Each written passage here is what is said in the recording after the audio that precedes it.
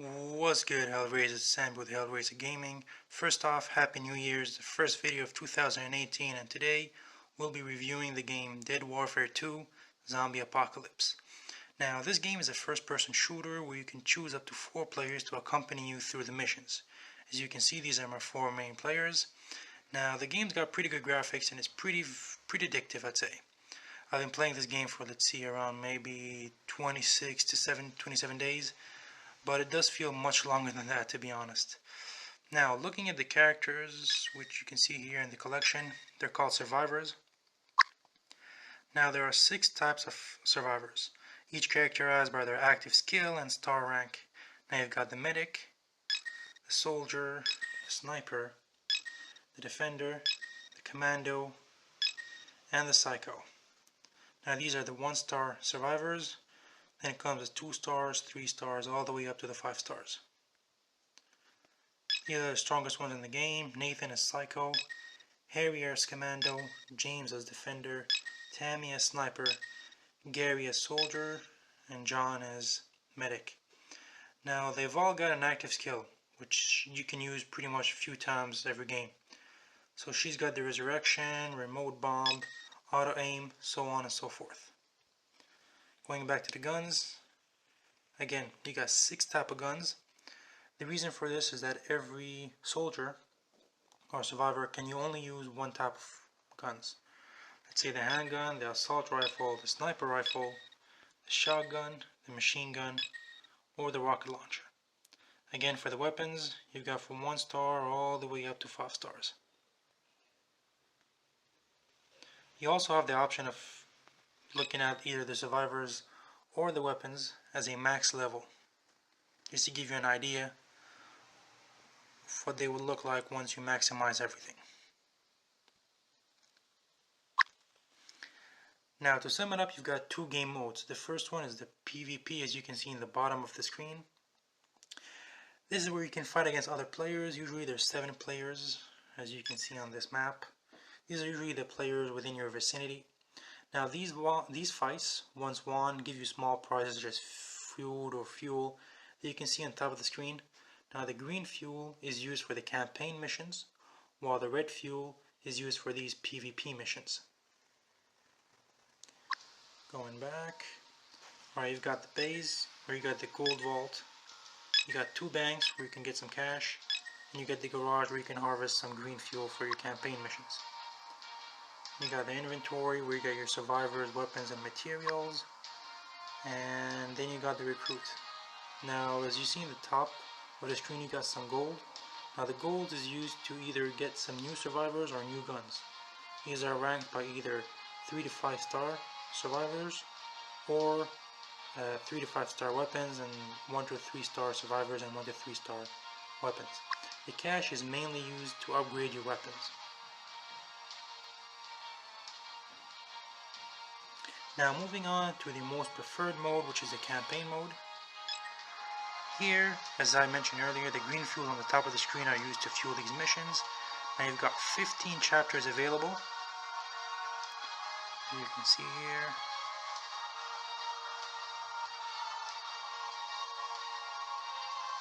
The 16th is not yet available. It's on its way. I don't know exactly when the release date is, but I won't be showing this on this video. Now, each chapter has around 10 missions. Usually 2 extra missions that you can see on the bottom of the screen. These are additional missions, you don't have to do them, but they can give you some rewards. And of course it includes the boss at each chapter. Now, all in all, there are only 5 types of bosses.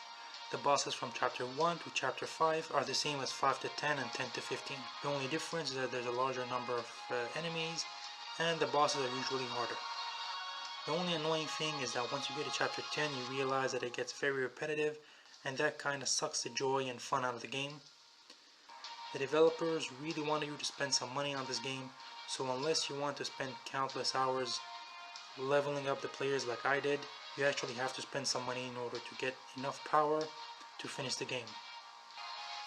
Now, I'll be going over each boss from chapter 1 to chapter 15, just to give you guys an idea of what they look like. Keep in mind that some of these bosses might be very easy, especially the first ones, since my characters are pretty leveled up. Starting off with Chapter 1, Museum of the Dead. The first boss is a Cyclops King.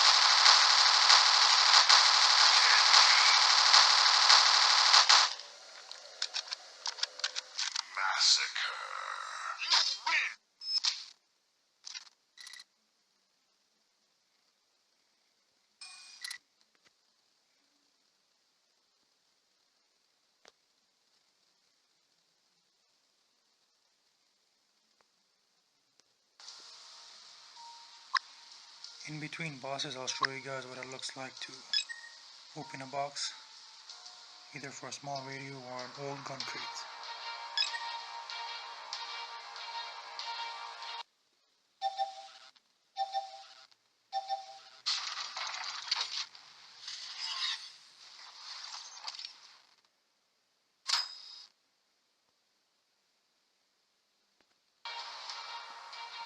Now for the gun crate.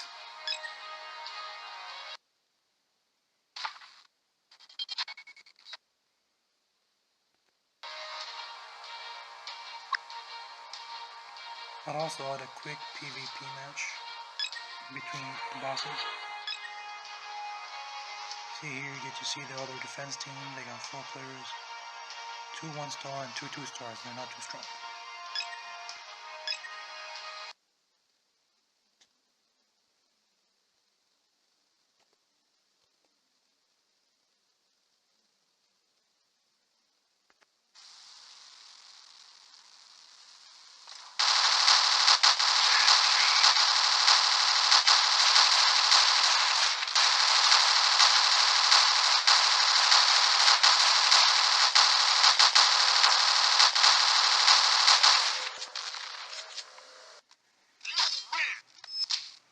Done, that's how it's done. Quick and easy. As you can see here, you win not only cash and gold, but also some meat. You can use that to upgrade your base.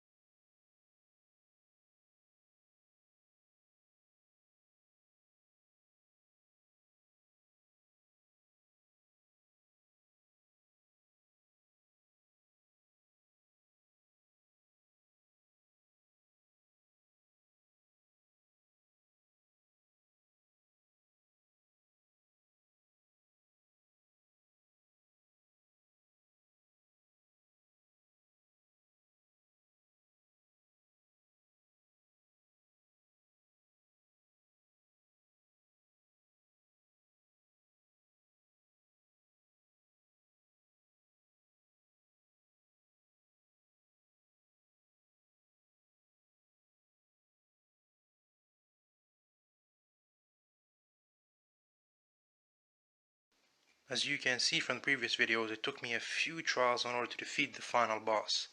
Now I do admit that was the hardest boss ever in the game. Of course it's the last one.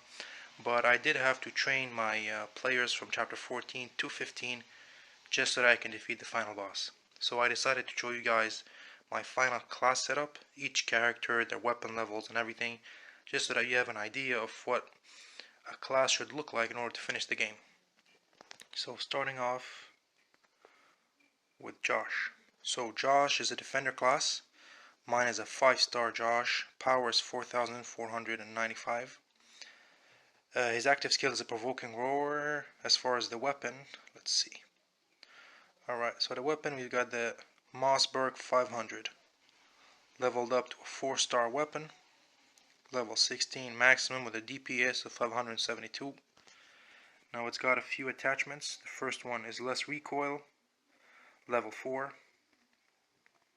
Power up level 3. Then you've got the uncommon weak spot level 4. And the less recoil again level 2. Now in order to get these attachments you have to enhance attachments in the bottom right corner, and you actually get it by combining duplicates of the same weapon. They must have also attachments, of course, because you can get a weapon without any attachments. Going back, this is the first character. I always keep him on the far side of the game because he's really good at getting all the zombies.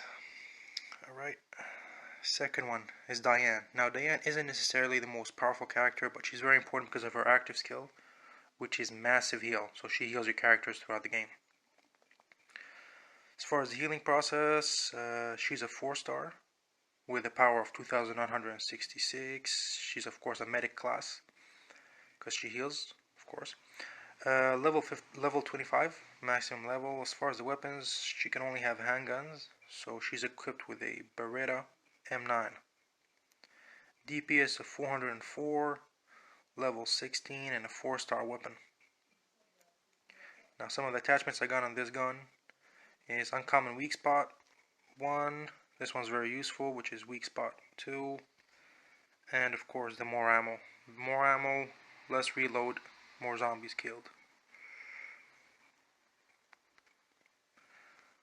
Moving on, now my main character, which is the one that I usually play with all my missions, is Desmond. Now this guy is a beast. I have him at 5 stars. Commando class, level 30, power of 5,383. Now his active skill, which is critical boost, which increases critical rate for all allies. Now as you can see, there's levels. There's level 17 out of 99. Now these levels for the active skill, you can only get them by combining the same character.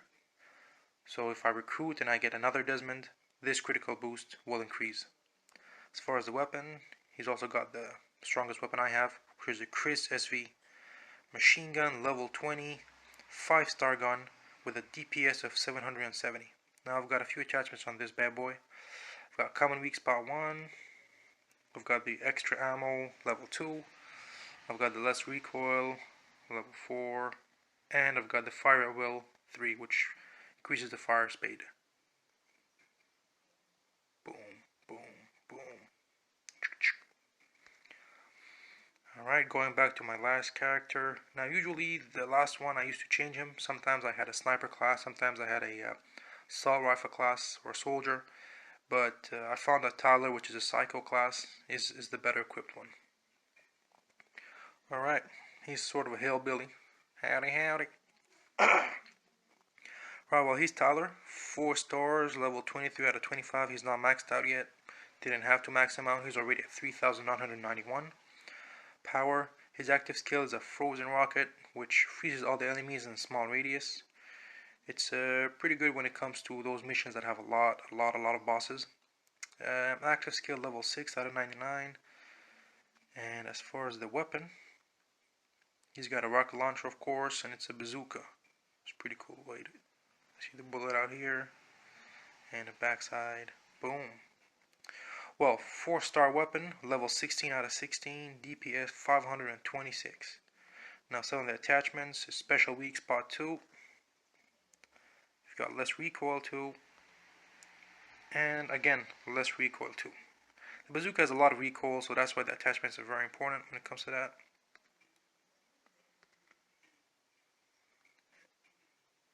Even here on the menu you can play around with the characters, but that is pretty much it. I would say the hardest thing in this game is to collect gold. Now cash at the start might be a little bit hard, but throughout the game, see right now I have 1.5 million, which is a lot of money.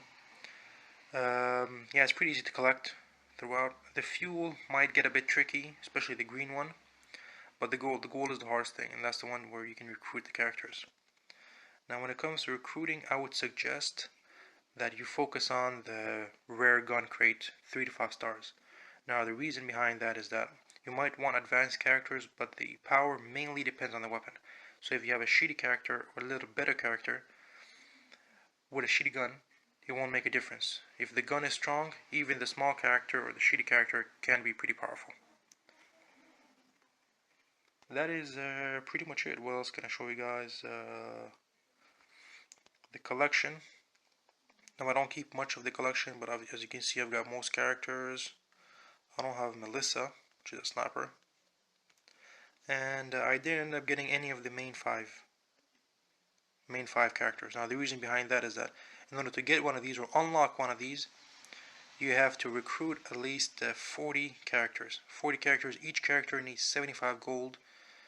I've only unlocked 21 throughout the whole game, so that just gives you an idea. You're gonna have to just replay missions endlessly in order to just get one of these characters. Or unless you pay some good money. So if you see one of the other players with all these characters, that's because they paid the gold to get it. As far as that, they're pretty good graphics. You can move the characters around, 3D and everything. Pretty much it. For the weapons, I did end up having some good weapons, some 4-star weapons and such. I got the MP40 for the assault rifle. But as far as the higher end guns, I didn't end up getting any of them. Again, it's also, you have to unlock or buy 40 weapons in order to unlock just one of these. So I don't think it's worth it. Just some final words now that we defeated all the bosses of the game. Now this game was an amazing, addictive game to play with great graphics, but unfortunately ends up like most games out there nowadays where the developers want to make more money through all the in-game purchases. They do tend to cause the game to lose its charm. You end up through a lot of repetitive gaming just to level up, as I mentioned earlier. But I hope you guys enjoyed this quick guide and walk through all the bosses. Up until next game. Peace.